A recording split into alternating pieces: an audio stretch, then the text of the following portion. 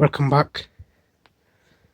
Having seen the amount of deaths, people dying from the coronavirus in the UK and globally as well, I just wanted to not play it down, but compare it to uh, deaths of other causes. And before anyone tries to say anything, people are actually dying, and it is a real disease. So I'm not saying I'm not being a it's not I'm not adding to the conspiracy. Here's a real thing, and people are dying, and you need to take it seriously and take the precautions that you need to make sure you don't get it or spread it, etc. But I want to show that it's not as big as other things, and why aren't other things being taken as seriously? Maybe just because it doesn't affect you or affect the elite that we should ignore it and show that more people are dying of other causes than this cause. Just because it's spreadable doesn't mean, and the fact that even if it is spreadable, that people who that is spread to they've survived, whereas the what I'm going to talk about is not spreadable, but people do not survive unless they get what they need. So I'm going to talk about hunger, and before I give the statistics, I just want to say that whether hunger spreads or not, hunger does not hunger, as in if you're hungry, you can't spread it to someone unless they're hungry by themselves. But unless you get food within a certain amount of time, you die. But with the coronavirus, you can get treatment, and then your symptoms can go down. And right now, they're looking for a vaccine. I think they found one, and it's going to be spread out. It's going to be rolled out. So let's say it's been we found a vaccine and people are getting it. So now, how much does the vaccine cost for the people to make with all the research, all the efforts, everything put together, not just the vaccine itself, the time, the research, the effort, all of it? Probably, I'd say at least a billion, if not more, or billions. And that's just for just over, not under 2 million deaths so far from the coronavirus, and they spent that much money and even more just to control it. Now, hunger, I'm pretty sure you don't even need to spend a quarter of that. You spend less than a quarter of that amount, and you can make sure that people aren't hungry and people aren't dying because of hunger. But why isn't that such an issue? Who cares? I don't care if hunger doesn't spread. And even if this disease spreads, you can still cope with it, even if it spreads. So people are being hungry, and these statistics that I'm just gonna say now, these are from reliable sources, multiple reliable sources. That actually you can find them yourselves, but I'm not saying the sources because I don't want to. I'm not hiding it. Go look for it yourself. I've researched, so I'm saying what I've researched. If you actually care about it, then go look at it yourself. I'm not gonna tell you where to look. You look wherever you feel like looking. You might say my source isn't credible or isn't this, so you're not gonna look. So I'm not gonna tell you. So I'm not forcing you to look where you want to look. You look where you feel like looking, and then tell me whether you agree or not. And these are roughly, but when I mean roughly, it's just a few either way. Like if I say, like, it's pretty much it's that amount that I'm telling you now. Could be more, could be a little tiny bit less, but here goes. Um, I couldn't really find too much statistics for coronavirus deaths because they kept showing um, by the cities in the UK or in the US or European countries, but I couldn't find it as a whole, so I just went with one figure. So so far, so this is November 2020. There's been 1.3 something million deaths altogether from coronavirus, according to the statistic. Even though I feel it's a little bit less, so let's go with under 1.4 million deaths so far by the coronavirus. Now, by hunger, just in 2020, so this year alone, there's been over 8 million deaths. So over 4 times more deaths.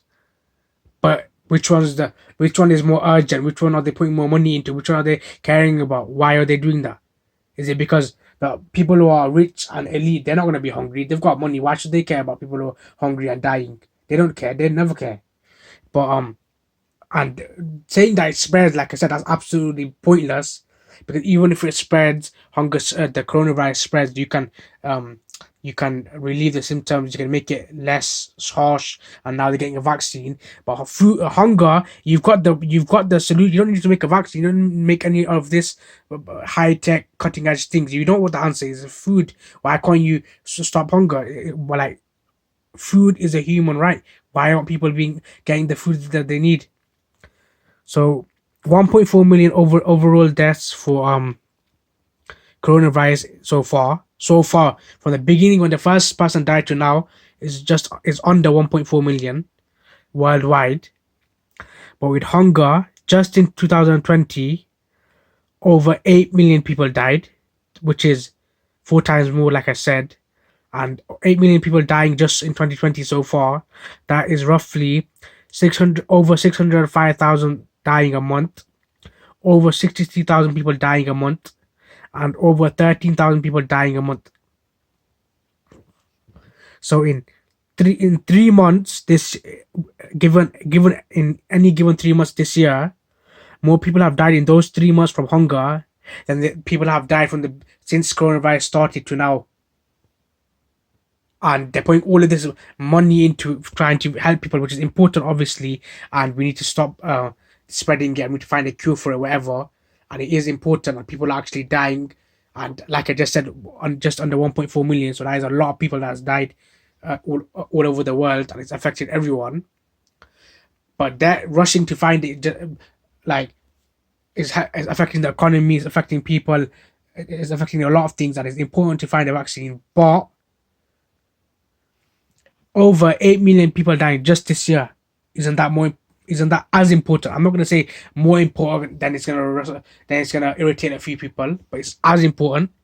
And the solution is cheaper, easier, and has always been there, and does not require any effort whatsoever. It's food.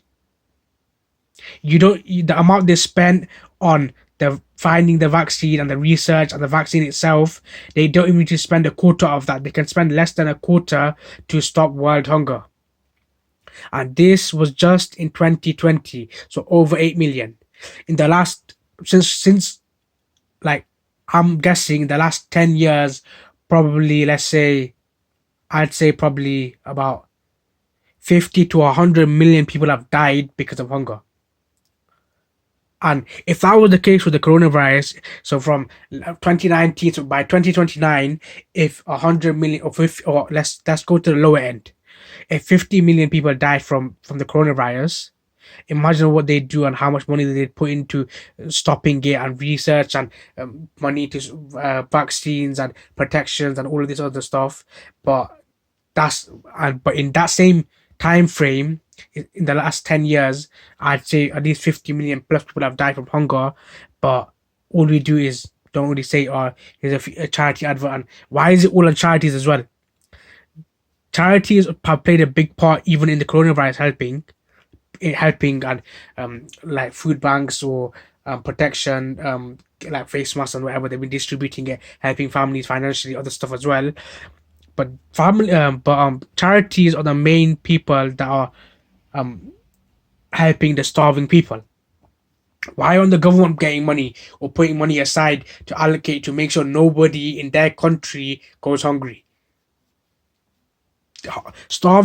People starving has been around for years and years and years, for decades, and no one's really said too much. They've not even spoken 1% as passionately as they've put their energy towards the coronavirus. 1%, not even 1%. Tell me the amount. There's people there that are as passionate, and they've been more passionate. But generally, the government and the politicians, they've not been 1% as passionate. In fact, in the UK, Marcus Rashford has been more passionate about feeding people than the politicians have in the last 100 years. I'm going to say that now. So anyone who's heard this, I challenge you to tell me otherwise. I challenge you.